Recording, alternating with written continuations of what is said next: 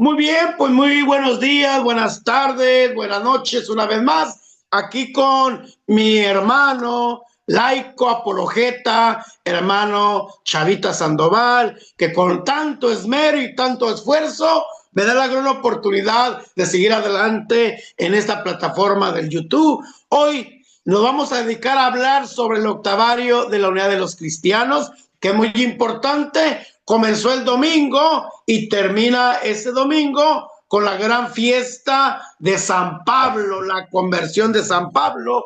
Por eso es importante que nos demos cuenta, que hicimos hermanos, que el Señor nos da la oportunidad de estar unidos, como San Juan lo dice en uno de sus capítulos, y quizá nuestro hermano Chava va a manejar este texto bíblico, ¿verdad? Sean unos como yo y mi Padre somos uno, ¿verdad? Entonces desde ahí comenzamos, dejándole a nuestro hermano Salvador que comience la oración para que hablemos sobre esta semana de la oración por la unidad de los cristianos. Adelante, hermano Salvador. Bueno, en nombre del Padre, del Hijo y del Espíritu Santo. Amén.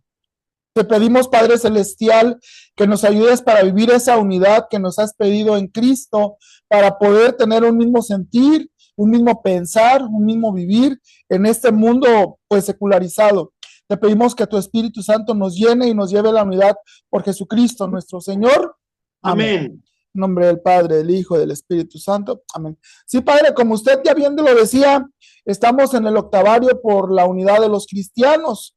Y en este año, el lema es, si no mal recuerdo, ¿crees esto? Que es en el Evangelio de Juan, capítulo 11, verso 26, cuando está, creo que con Marta y María, y dice, ¿crees esto, verdad? De la resurrección. Sí, claro. Pero esto hasta el final. No, es esto. Bueno, antes que nada, tenemos que entender varias cositas, Padre, porque yo siempre peleo esto.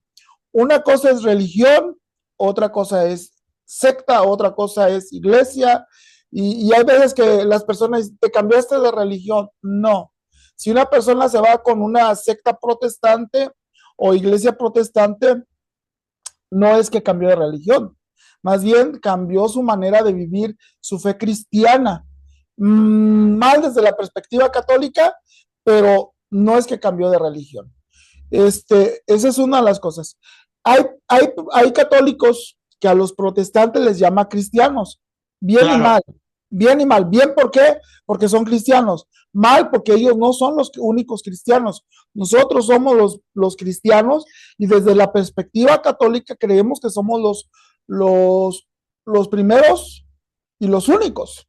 Ya los demás se salieron de la rama de nosotros, siguen siendo cristianos, porque cristiano es el que sigue a Jesús.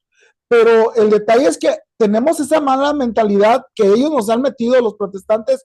Es que nosotros sí somos cristianos, ustedes son católicos. No, nosotros somos cristianos, ustedes son cristianos. Pero ¿a qué denominación pertenecen? Ese es el detalle. Yo me acuerdo, Padre, allá en Estados Unidos, yo trabajé en un restaurante y había una persona, un protestante, y yo me agarraba cantando cuando hacía mi trabajo, pues no había nadie, y él una vez me oyó y dijo, ¿eres cristiano? Le dije, sí, soy cristiano. ¡Qué bueno! ¡Gloria a Dios! ¡Aleluya! ¡Bendito sea Dios! Le dije, ¡gloria a Dios! Le dije, por Cristo Jesús. Amén. Y pues ya ven que cantan ellos, nosotros le llamamos popurrí, ellos le llaman coritos, pero es lo mismo, alabaré, yo tengo gozo, este es el día, bla, bla. Entonces, pues bueno, así pasó los días, y luego me pregunta, oye, ¿dónde te congregas? ¿A qué iglesia vas? Le dije, yo voy a la de San Pablo, ahí en Ampa. Le digo, no, entonces tú eres católico. No, le dije, soy cristiano, católico, pero ese es mi segundo apellido. El primero es cristiano. Y luego me dice, no, dice, es que ustedes son católicos. A ver, le dije, vamos a ver, le dije. Yo luego le dije. Dice claro. la doctrina de la iglesia en un catecismo antiguo que yo leí, que es cristiano, hombre que tiene la fe en Cristo y que profesó en el bautismo. Te voy a hacer una pregunta, ¿tú ya te bautizaste? Y luego me dice, no, todavía no. Entonces tú eres el que no eres cristiano. Yo sí. Y padre, es un privilegio ser bautizado. Lo vamos a ver en el siguiente tema, pero hoy no vamos a hablar totalmente del bautismo. Dice, La iglesia en el 1962 al 65 hizo lo que se llama el Papa Juan XXIII, reunió a todos los obispos, a la iglesia y aún invitó a los no católicos a una cosa que nosotros llamamos el Concilio Vaticano II, en donde el concilio, pues más que atacar herejías y más como otros concilios, lo que trató es que la iglesia se adaptara al tiempo moderno, no que cambiara su doctrina, sino que se adaptara porque no estábamos ya en la Edad Media y el detalle es que la iglesia traía arrastrando cosas de la Edad Media. Y la tiara papal, que era una corona, todo de oro, como los reyes, ¿no? Y todo eso lo fue desechando, pero hay documentos que son el magisterio de la iglesia hoy en día. No significa que cambiaron el magisterio de la tradición, eso es lo que dicen los que nosotros llamamos de lefebvre. No, nosotros somos, pero se adaptó el tiempo moderno a lo que la iglesia quiere, pero en el tiempo moderno. Hay un documento que se llama Unitatis Reintegrato, Unidad de los Cristianos. No me acuerdo si es decreto, creo que es decreto o declaración, no me acuerdo, necesito ver los documentos. Pero este documento es tan bonito y tan bello y tiene varias cosas en donde dice que todos los bautizados son cristianos. Dice, aunque no lleguen a la culmen de la comunión, tanto física como del sacramento de la Eucaristía, no dejan de ser cristianos. Esa es una de las cosas que me llama la atención. Y hay otro punto donde dice, creo que es en el punto 4, dice, la iglesia tiene que ver los tesoros que el Espíritu Santo ha puesto en los hermanos no católicos para el bien de la iglesia. Es decir, muchas cosas que dentro de los hermanos separados, hay gente muy ultraconservadora, dice, no toques a los protestantes, no esto, no.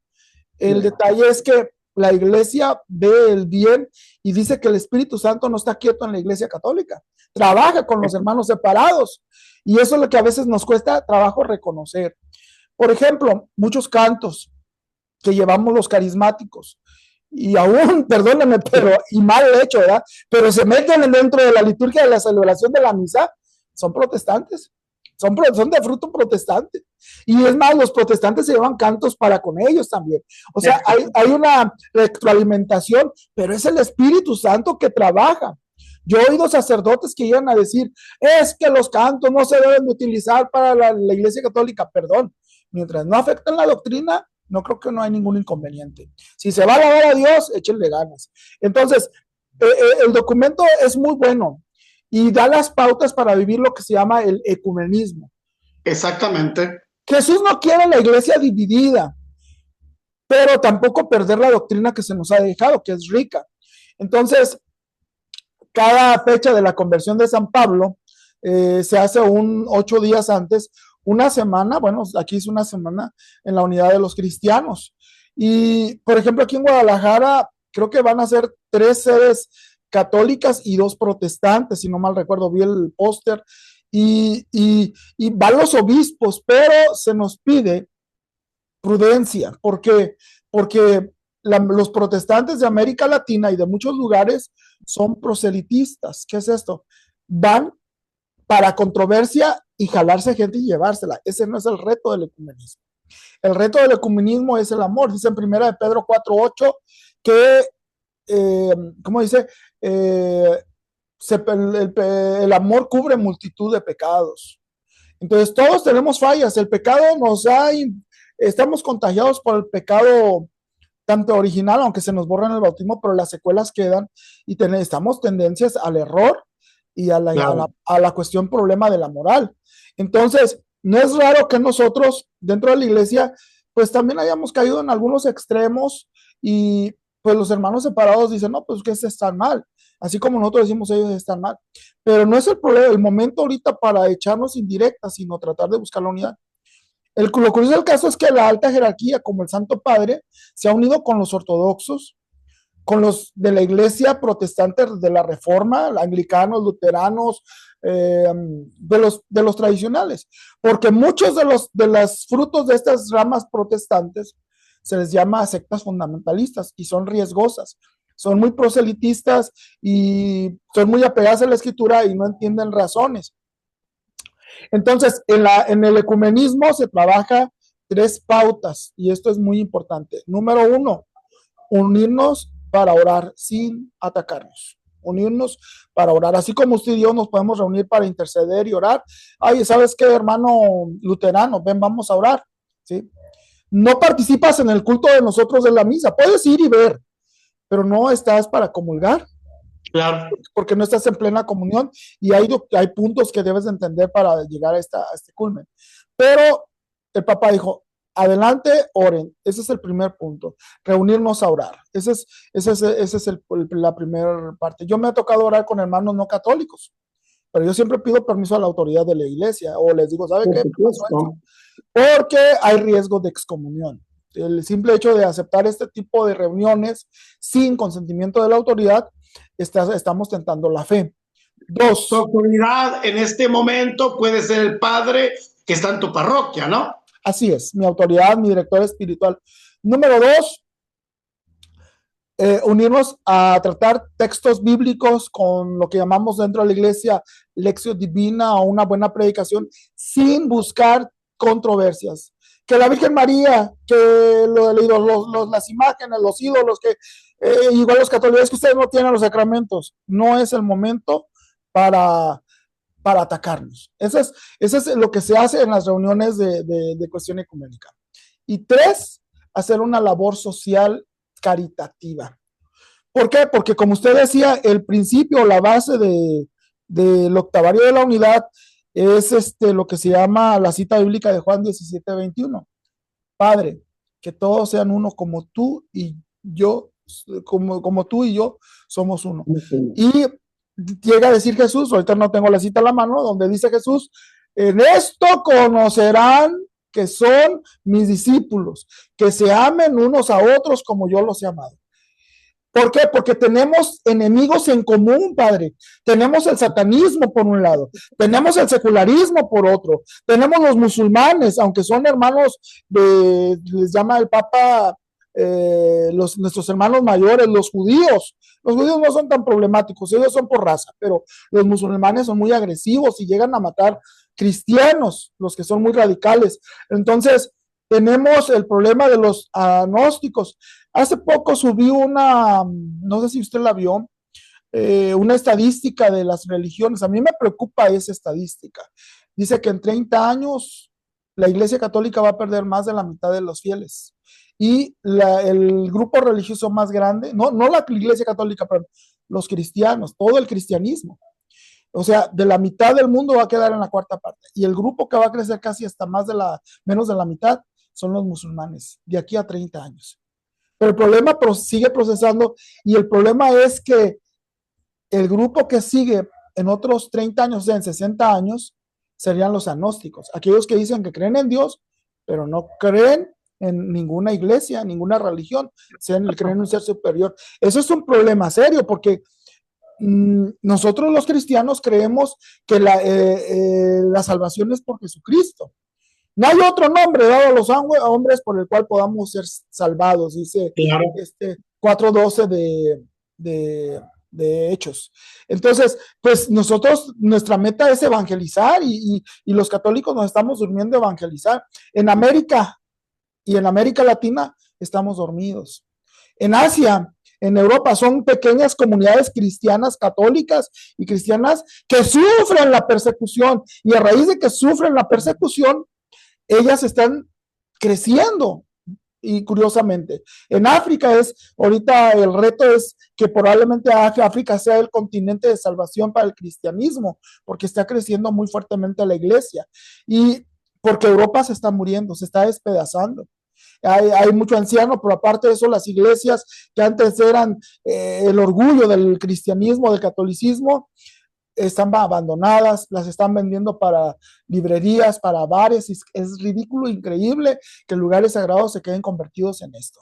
Entonces, ahorita el Papa está viendo esa preocupación y dice, vamos a ser reducidos, tenemos que unirnos.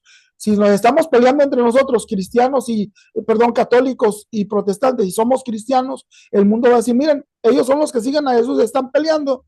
Entonces,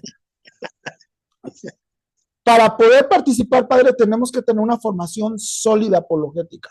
No para atacar, para estar sólidos en nuestra fe. Entonces, probablemente, si Dios quiere, en un futuro, esa unión llegue a ser completa, donde pues la Iglesia Católica llegue a decir, ¿sabes qué? La regué en esto. Y los protestantes digan, no, pues, ¿sabes que tienes toda la razón en esto? Y llegue a haber una plena comunión donde la Iglesia pueda facilitar la comunión y haya una doctrina sólida. Alemania, en su famoso sínodo medio herético, una de las cosas que peleaba era darle la comunión a los no católicos, pero la iglesia dijo, no, es que hay requisitos que se tienen que cumplir, que nos ha marcado la tradición y la misma doctrina de Cristo. Entonces, ¿cómo ven? Entonces, pues la primera vez que se hizo una reunión ecuménica fue en 1908 con un pastor llamado Paul Watson. Sí, era un sacerdote anglicano, fue el que empezó a ser pionero en las reuniones ecuménicas. Pero posteriormente ya la iglesia, después del concilio, empezó a abrirse.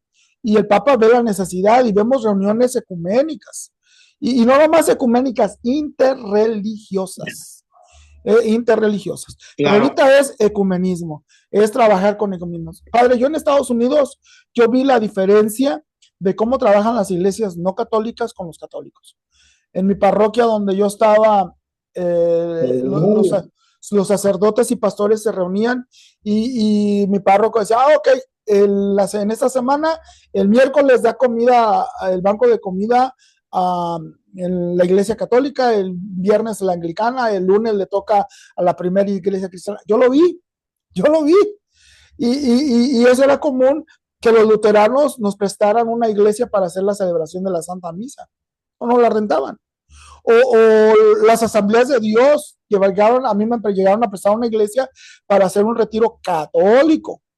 Y después ese lugar se convirtió en una parroquia que ahorita es católica, que es Nuestra Señora de Guadalupe en Portland. Yo fui el que empecé a decirle al párroco y al obispo, oiga, cómprenla, miren, la están vendiendo. Y la compraron. Y ahorita ya es una parroquia que se llama Nuestra Señora de Guadalupe, era una asamblea de Dios. Entonces, ¿qué les digo con esto? Oremos por esta semana por la unidad.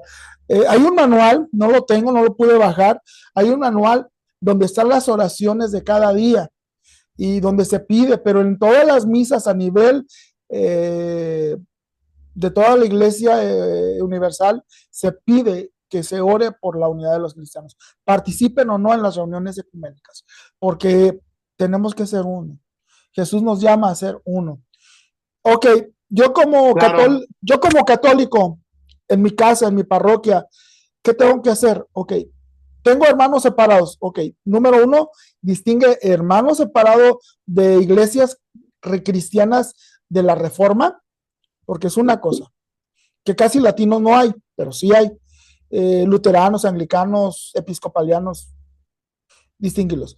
Y ver iglesias, sectas americanistas que vienen siendo pentecostales, asambleas de Dios, carismáticos, protestantes, etcétera.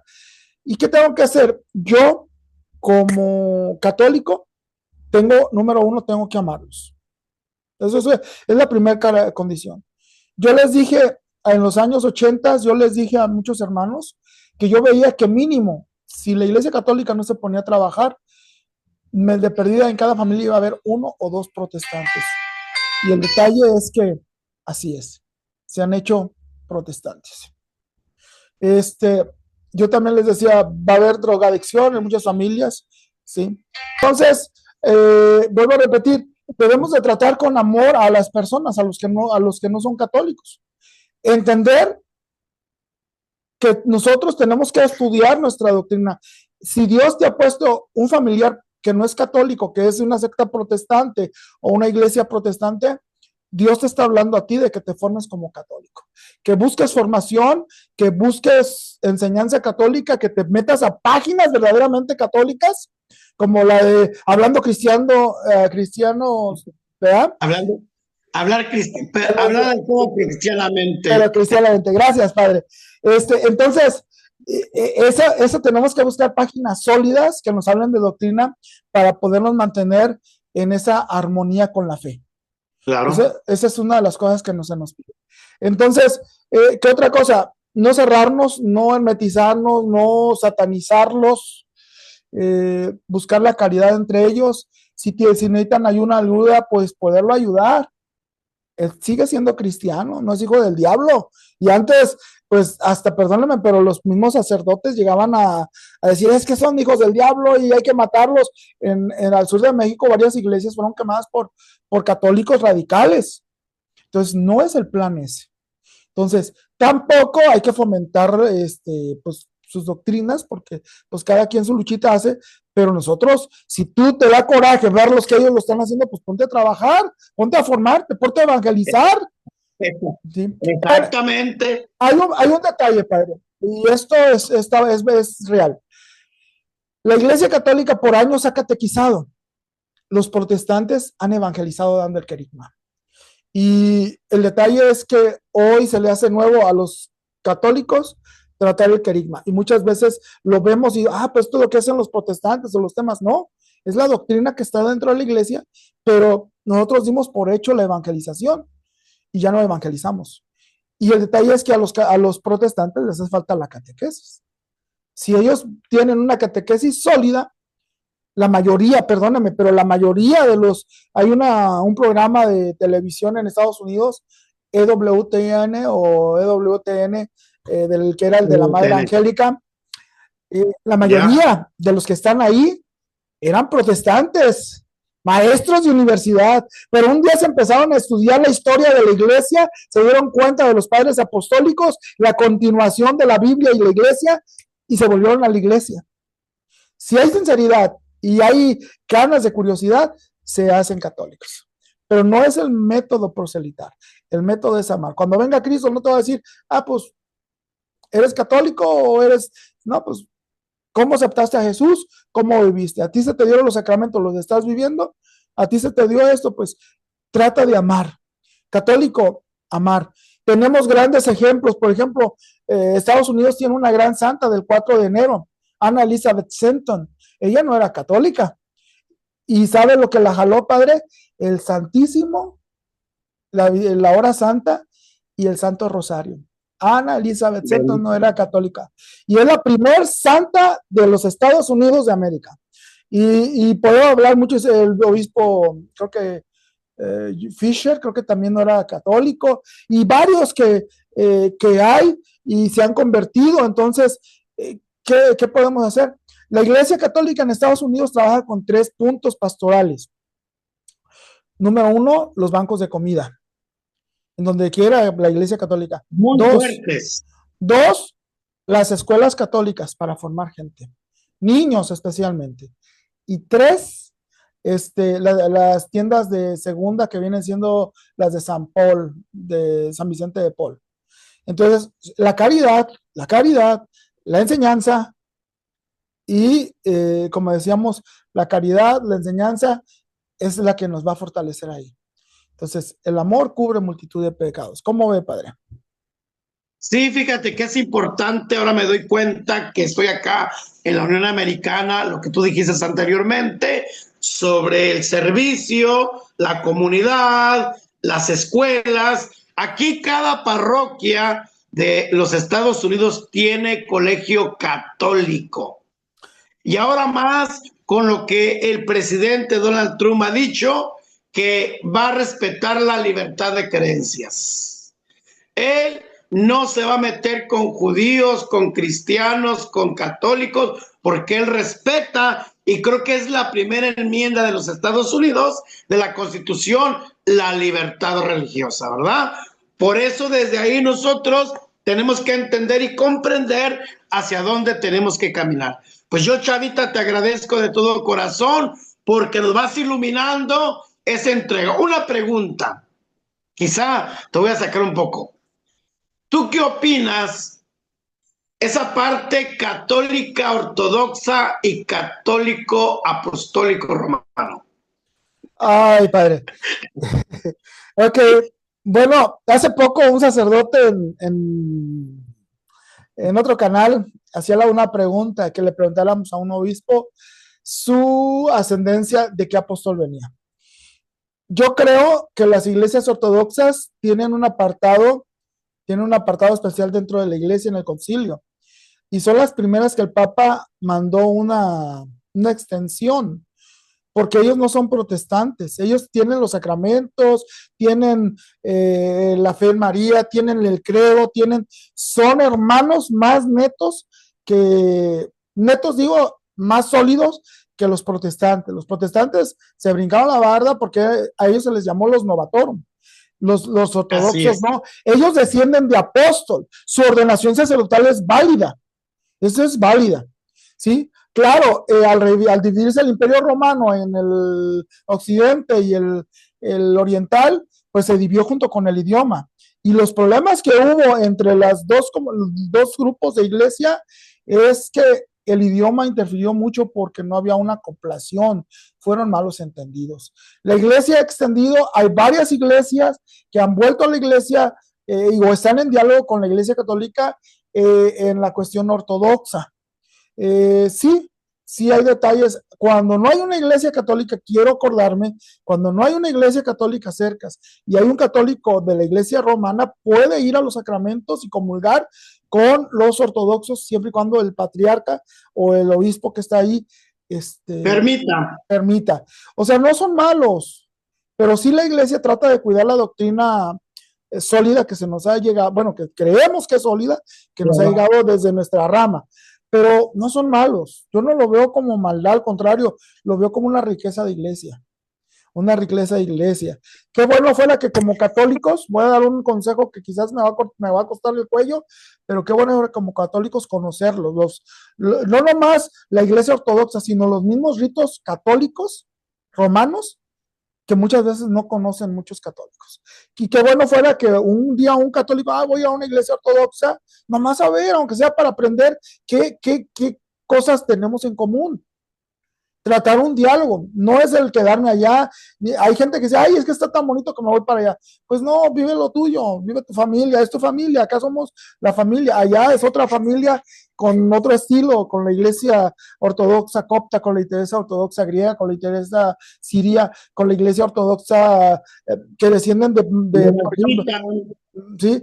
Como de que desciende de la iglesia de San Marcos en Egipto, o de Siria, de Santo Santiago, etcétera. Padre, ellos están, si hiciéramos un círculo, el primer círculo más cercano a nuestra fe son ellos. Ya exteriormente. Aparte que los papas se han unido con los patriarcas de cada jurisdicción ortodoxa oriental, ¿verdad?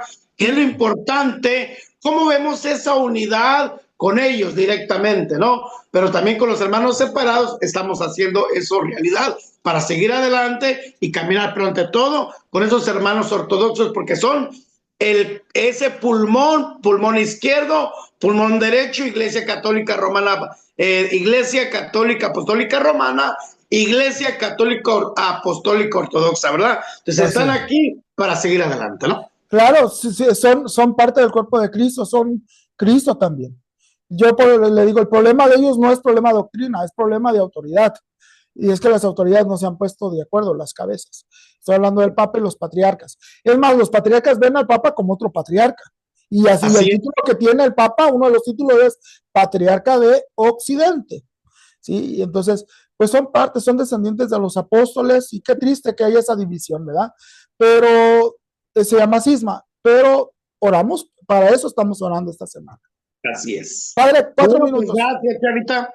Gracias por tu aporte, gracias por estar en esa sintonía con Dios, gracias por compartir en tu página la red de Pedro, Grupo Evangelizador, y hablar de todo cristianamente con su amigo sacerdote Pablo de Tarso, conocido por el Padre Mayito en este momento, ¿verdad? Pues yo te agradezco, hermano Salvador, por la oportunidad que me brindas y nos brindas a cada uno de nosotros. Bueno, pues vamos a decir un Padre Nuestro por este momento tan importante que tenemos nosotros.